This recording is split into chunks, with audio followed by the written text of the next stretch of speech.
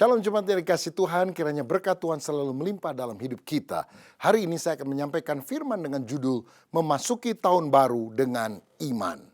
Yosua 3 ayat 15 dan 16 berkata, segera sesudah para pengangkut tabut itu sampai ke sungai Yordan, dan para imam pengangkut tabut itu mencelupkan kakinya ke dalam air di tepi sungai itu. Sungai Yordan itu sebak sampai meluap sepanjang tepinya selama musim menuai. Maka berhentilah air itu mengalir.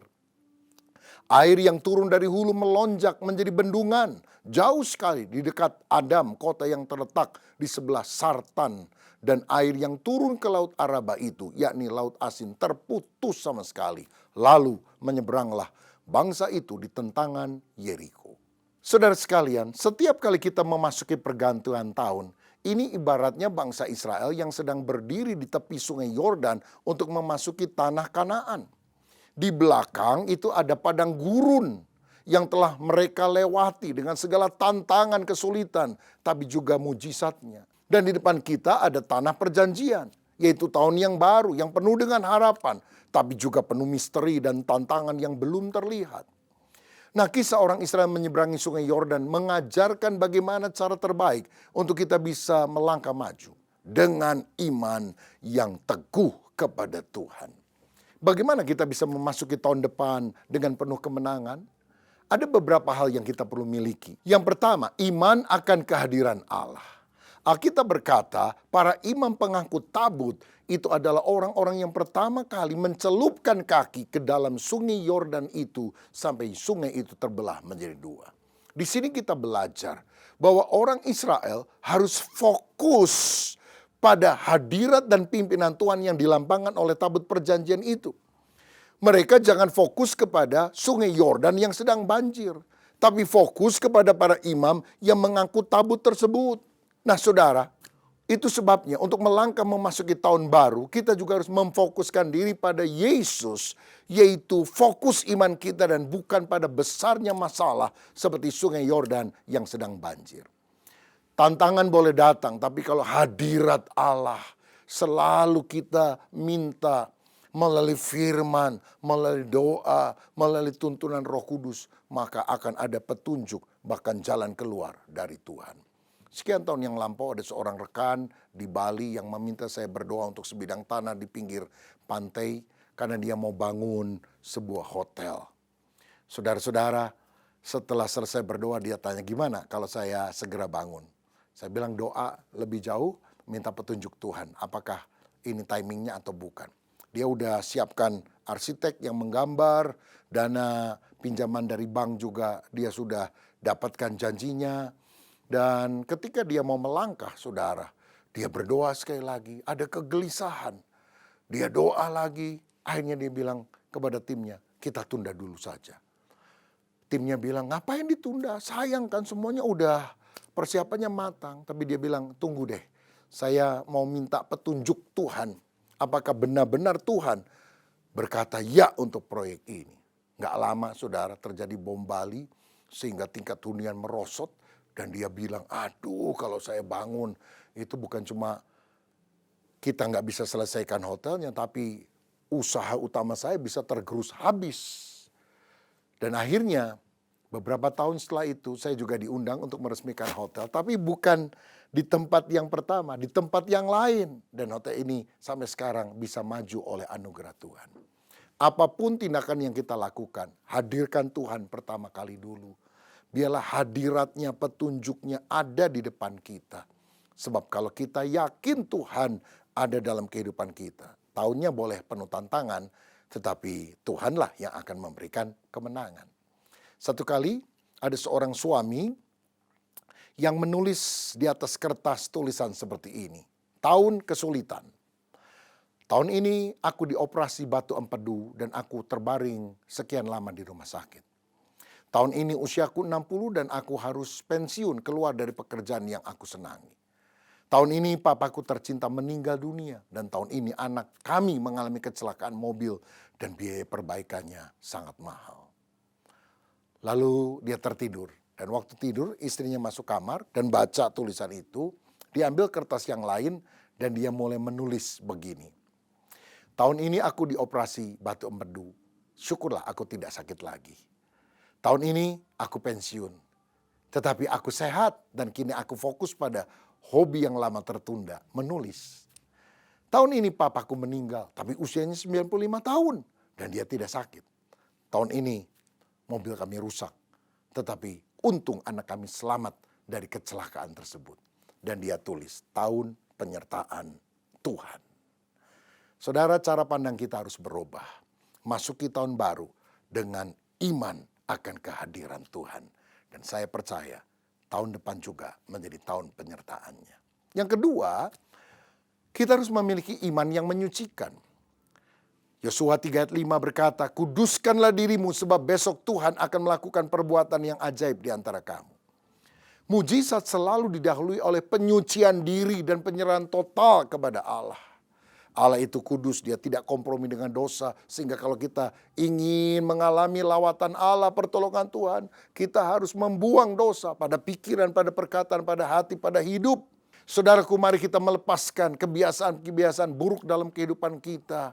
Ada dosa, mungkin kekhawatiran yang tidak perlu, kata-kata yang kasar, sering berantem satu dengan yang lain. Kuduskan dirimu.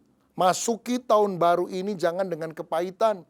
Masuki tahun baru ini sambil mengoreksi hati, memperbarui komitmen agar hidup kita layak menjadi saluran berkat bagi orang lain. Orang yang takut akan Allah, hidup benar menurut pimpinannya, maka Tuhan akan memberkati dia, rohani dan jasmani. Sebaliknya, kalau kita berdosa, masalah akan datang dalam hidup kita.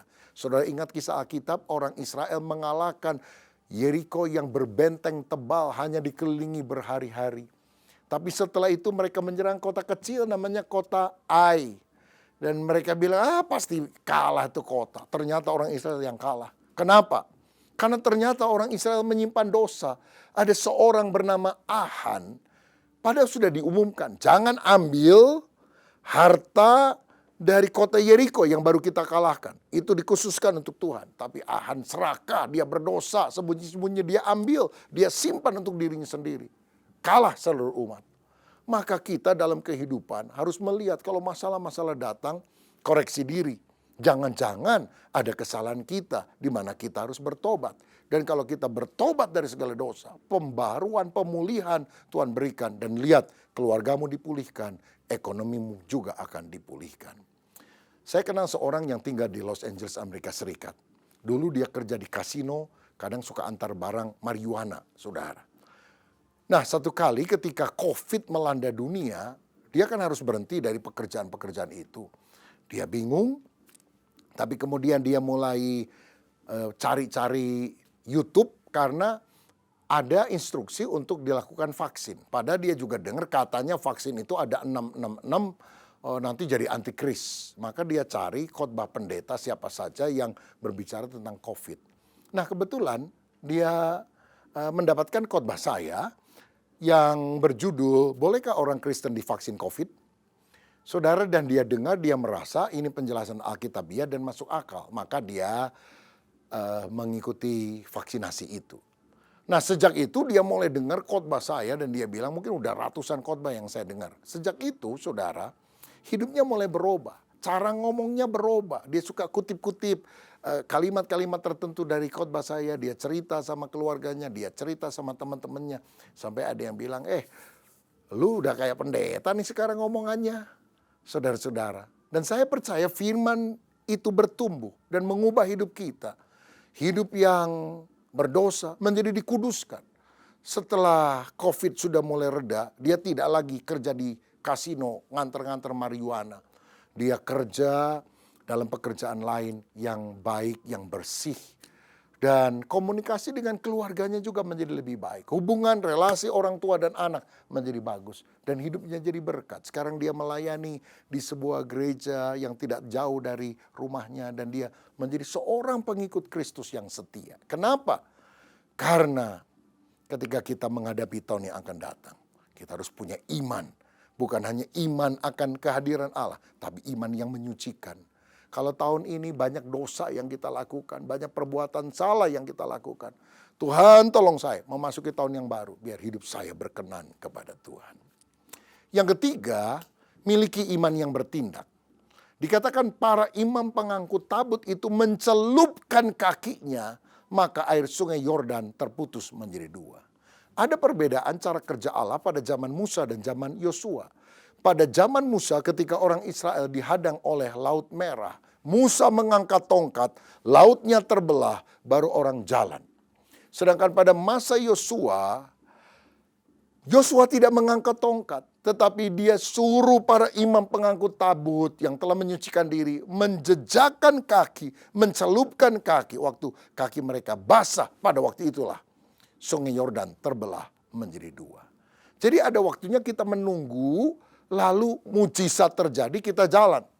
Tapi waktu-waktu ini saya mau bilang, saudara boleh berdoa, berunding, berpikir, tapi mujizat tidak akan terjadi sebelum engkau bertindak dengan iman. Take action, berjalan menuju rancangan yang Allah siapkan bagi saudara. Iman sejati bukan hanya percaya, tapi bertindak berdasarkan apa yang kita percayai. Dan hari ini saya mau bilang, Tuhan menunggu tindakan imanmu. Engkau menunggu-nunggu kapan Tuhan mujizatnya terjadi. Tuhan bilang, kapan engkau jalan? Kalau engkau jalan, baru mujizatnya akan terjadi di dalam kehidupan. Maka kita harus melangkah maju dalam rencana Tuhan. Mungkin kita harus melakukan panggilan Tuhan dalam hidup kita. Memulai pelayanan yang baru, membuat keputusan sulit, memulai sebuah usaha yang baru, apapun bentuknya. Meskipun tantangan tampak besar seperti sungai Yordan yang sedang banjir. Tetapi kalau kita melangkah, Tuhan akan berikan rezeki untuk saudara. Di ayat 15 tadi dikatakan air sungai Yordan itu meluap selama musim menuai. Saudara tahu ketika orang Israel berjalan di padang pasir 40 tahun mereka dapat mana, roti dari sorga. Sehingga mereka tidak mati kelaparan. Tapi waktu sampai di penghujung perjalanan tinggal selangkah lagi masuk tanah perjanjian, itu mananya berhenti. Nah ketika mana berhenti mereka harus menyeberangi sungai Yordan. Dan Tuhan seperti memaksa mereka untuk segera masuk tanah perjanjian. Padahal gini ya, orang Israel udah jalan 40 tahun. Ya kalau tunda 4 bulan lah misalnya, sungainya akan surut sendiri karena musimnya udah bukan lagi musim hujan, musim banjir. Nggak perlu mujizat, mereka sampai juga di tanah perjanjian. Tapi kenapa Tuhan memaksa bangsa Israel masuk tanah perjanjian ketika banjir sedang datang? Jawabannya, karena di seberang itu di Kanaan sedang musim menuai. Artinya kalau mereka menunda 4 bulan, mereka bisa masuk tapi mati kelaparan. Padahal mana di sini sudah berhenti. Di sana ada tuaian. Makanya Tuhan ingin kita bertindak bahkan ketika keadaan penuh dengan tantangan. Karena apa? Ada tuaian, ada berkat, ada janji Tuhan yang luar biasa yang Tuhan akan berikan dalam hidup saudara. Saya teringat ketika Tuhan memberikan visi kepada saya untuk membangun museum kisah-kisah Alkitab modern. Dari kisah penciptaan Adam Hawa sampai pada akhir zaman. Supaya orang-orang bisa melihat the whole Bible itu disampaikan kepada mereka secara imersif. Dan kita dimampukan Tuhan membeli sebidang tanah seluas 2 hektar di Sumarekon, Bandung. Kita mengurus izin, bisa keluar saudara, haleluya. Tetapi kemudian kita belum punya dana yang cukup untuk membangunnya. Karena selama ini uang yang ada kita gunakan untuk cicilan tanah dari bulan ke bulan. Nah satu kali saya mengalami pergumulan ini. Karena September 2022 izinnya keluar, Oktober 2022 kita mulai peletakan batu pertama. Tapi setelah itu vakum sekian bulan. Nah beberapa panitia udah tanya saya, jadi nggak Pak dibangun? Ya tunggu sebentar, saya mau cari petunjuk Tuhan dulu. Saya rasanya belum dapat sinyal dari Tuhan untuk kapan mulai. Apalagi Presiden Indonesia waktu itu Pak Jokowi bilang setelah ketemu sama IMF dan diberikan banyak masukan dari ekonom dunia. 2022 sulit, 2023 gelap. Waduh, saya pikir kita mau mulai tahun 2023, tahun gelap. Apa saya mau ngomong ini bijaksanakah saya bicara ini kepada jemaat? Sampai satu kali saya berdoa dari waktu ke waktu, belum ada jawaban. Satu hari saya nyetir mobil sendirian dan saya melewati sebuah jalan di kota Bandung, tiba-tiba lampu merah, saya berhenti kan. Di pikiran saya, selalu ada pertanyaan, Tuhan, jalan jangan? Mulai hari ini atau jangan? Tiba-tiba saudara sekalian, lampu merah berubah jadi hijau. Dan seperti ada impresi kuat di dalam hati. Jalan. Dan saya kaget karena saya tahu yang dimaksudkan dengan jalan bukan karena lihat lampu merah jadi hijau. Tapi Tuhan memberikan petunjuk. Ini waktunya, take action, jalan. Saya langsung telepon panitia, Pak, jalan. Uangnya gimana? Saya bingung juga saudara, karena uangnya belum ada. Tapi saya bilang, Tuhan akan menyediakan. Haleluya. Nah, hal pertama yang kami kemudian lakukan adalah tiang pancang. Waktu itu kami belum ada dananya saudara, karena sekali lagi uangnya digunakan untuk pembayaran cicilan tanah. Tapi karena Tuhan sudah memberikan visi, saya percaya ada penyediaan. Tiba-tiba sepasang suami istri tanya kepada saya, Pak, jadi nggak pembangunan? Jadi. Apa dulu yang akan dikerjakan? Tiang pancang. Dananya sudah ada? Saya jawab, Tuhan akan menyediakan. Oh, begini Pak. Kami doa dan rasanya Tuhan memberikan petunjuk. Apapun yang pertama kali gereja lakukan untuk pembangunan, kalian yang harus bayar. Jadi tolong Pak ya, tiang pancang jangan dikasih orang lain untuk nyumbang. Biar kami saja yang menyumbang untuk tiang pancang. Haleluya. Saya percaya ada penyediaan Tuhan. Ketika kita bertindak, kalau saya ragu-ragu, itu mujizat. Nggak akan terjadi. Ketika saya beriman, melangkah, Tuhan menyiapkan sesuatu yang di luar pemikiran kita. Karena itu, tahun depan boleh datang. Melangkah dengan iman. Tuhan beserta dengan saudara. Karena dia Allah Immanuel. Dan yang keempat, untuk kita bisa memasuki tahun yang baru dengan penuh kemenangan, kita harus memiliki iman yang mengingat. Apa maksudnya? Dalam Yosua pasal 4, setelah orang Israel menyeberang sungai Yordan, orang Israel disuruh oleh Tuhan mendirikan tugu peringatan yang terbuat dari 12 batu besar yang merupakan lambang 12 suku Israel. Ini adalah Stones of Remembrance, batu peringatan. Batu ini menjadi monumen kesaksian bagi generasi yang akan datang yang tidak mengalami peristiwa itu tentang kesetiaan Tuhan. Bahwa Tuhan pernah membelah sungai Yordan dan kita pernah jalan di atas tanah yang kering. Mujizat terjadi ketika kita berdoa dan mengadakan Tuhan. Nah, dalam kehidupan kita, kita juga tidak boleh melupakan apa yang Tuhan sudah lakukan di masa lalu. Kita harus membawa kenangan akan kesetiaan dan kasih Tuhan di tahun yang lampau sebagai modal iman untuk menghadapi tahun yang baru. Firman berkata dalam Mazmur 103 ayat 2 dan 3. Pujilah Tuhan hai jiwaku dan jangan lupakan segala kebaikannya. Dia yang mengampuni segala dosamu dan menyembuhkan segala penyakitmu. Ingat selalu akan kasih setia Tuhan. Ingat kasihnya, ingat kebaikannya. Saudara boleh sakit, tapi jangan ingat penyakitmu. Ingat Tuhan telah menyembuhkan penyakit itu. Saudara bisa jatuh dalam dosa. Jangan ingat-ingat hal itu. Ingat Tuhan sudah mengampuni dosamu. Nah saudara, setiap kebaikan Tuhan yang kita alami harus menjadi semacam batu peringatan yang menyadarkan kita, Ebenezer, sampai di sini Tuhan telah menolong kita.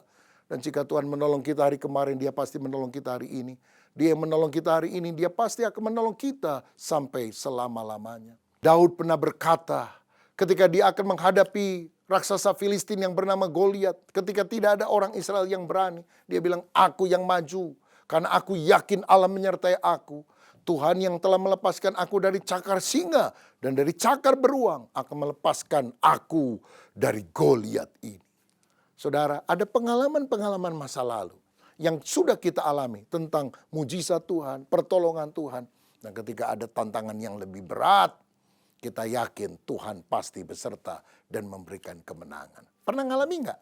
Saudara lagi susah, bingung, buntu jalan, tapi ujung-ujungnya engkau ditolong oleh Tuhan. Pernah? Pernah ngalami itu? Haleluya. Lalu kenapa sekarang saudara belum ditolong Tuhan? Ya belum di ujung, sabar sebentar, kalau sudah di ujung pasti Tuhan akan tolong saudara.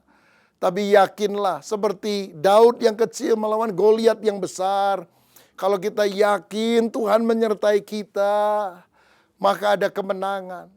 Sebesar apapun masalahmu, Allah lebih besar. Dan saya mau bilang, tantanganmu yang terbesar akan menjadi mujizatmu yang terbesar. Kesulitanmu yang paling hebat akan menjadi kesaksianmu yang paling hebat juga. Itu sebabnya selalu ingat sweet memories bersama dengan Tuhan. Tuhan yang telah menuntun saya hari-hari yang lalu. Sampai hari ini saya percaya memasuki tahun depan ada berkat yang Tuhan akan sediakan. Karena Tuhan berjalan mendahului kita. Bukankah dia Alfa dan Omega? Dia yang awal dan yang akhir. Di tahun depan Tuhan sudah ada di sana. Dan bersama dengan Tuhan kita akan berkemenangan. Seperti orang Israel yang bingung ketika menghadapi sungai Yordan. Sedang banjir. Dan mereka bisa mati karena hanyut. Tapi waktu mereka melangkah dengan iman. Tabut perjanjian, hadirat Allah di depan. Mereka menguduskan diri. Dan mereka melangkah dengan percaya. Tuhan membelah sungai Yordan. Ada mujizat, ada berkat. Dan jangan lupa akan kebaikan Tuhan. Itu bukan jasa kita. Selalu ingat kebaikannya. Sehingga kita selalu ditolong sampai selama-lamanya. Siapa di antara saudara yang rindu mendapatkan kekuatan pertolongan Tuhan untuk memasuki tahun yang baru? Mari kita taruh tangan di dada, kita berdoa. Bapa, terima kasih untuk berkat-Mu sepanjang tahun ini. Kami segera akan masuk kepada tahun yang baru. Kami mohon penyertaan Tuhan atas hidup kami. Sehingga tantangan boleh makin besar. Tapi kami yakin Allah jauh lebih besar. Dan kami yakin ada mujizat, ada berkat, ada penyediaan ilahi yang selalu Engkau berikan bagi kami. Biarlah kami menguduskan diri. Kami takut akan Tuhan. Sehingga apa yang terbaik Tuhan sediakan kalau kami hidup berkenan kepadamu. Berkat-Mu atas kami dalam nama Yesus. Amin.